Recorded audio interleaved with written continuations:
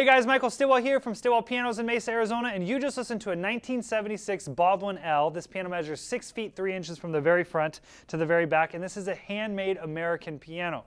So a lot of times when you're looking at grand pianos in this price range, you're going to be seeing a lot of Asian products, a lot of Samick products like Kohler & Campbell, Conover Cable, Schaefer & Son, Sherman Clay, but we don't see too many handmade pianos in that price or in this price range, especially when you get up to the grand size. Now, a 6'3" is a pretty unique size. I think Baldwin's the only company that has a 6'3" grand piano, especially here in the United States. Steinways go to about 6'2". They had a 6'4" called an A3 that have been discontinued for about 100 years, but that's what makes this kind of a little bit unique. Now, Baldwin's, one of the reasons we really like getting them is because they're like, I always relate them to like muscle cars. They're very, very powerful pianos. That's why you see them on a lot of church stages, because they carry, they're very powerful. And one of the ways they do this is they make their plates float. So the plate on this piano actually sits on dowels a little bit above the soundboard, whereas most pianos, the plate is bolted to the actual rim of the piano all the way down. But on this piano, there's females in the rim of the piano, and then there's the plate itself is threaded. So the whole plate sits on the threads of the bolts that hold the plate in all the way around. And that creates a live plate, meaning that this plate makes noise when you hit it. It rings a little bit, so it adds kind of like that bell-like sound. In addition to that, this piano has what they call AccuJust hitch pins. So in a normal piano, the string would go all the way to the back of the piano, loop around a hitch pin, and come back, and then the string would be pulled down to the plate in the back of the piano.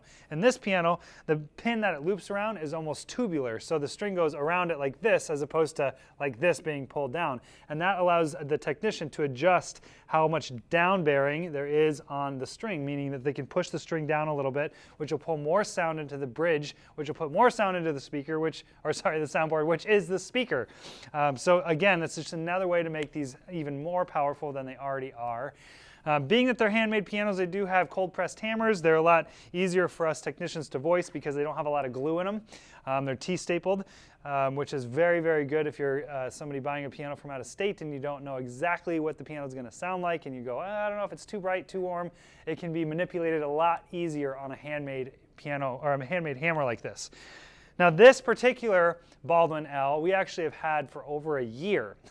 The story goes, we bought the piano, we brought it in, we realized it needed new bass strings, so we restrung the piano, and we put all new Mapes wire on it and restrung the bass of the piano. And then by the time we were done, we had 2 other black Baldwin Ls on the floor. So we said, let's throw it on its side, put it in storage, we'll pull it out when we don't have a duplicate.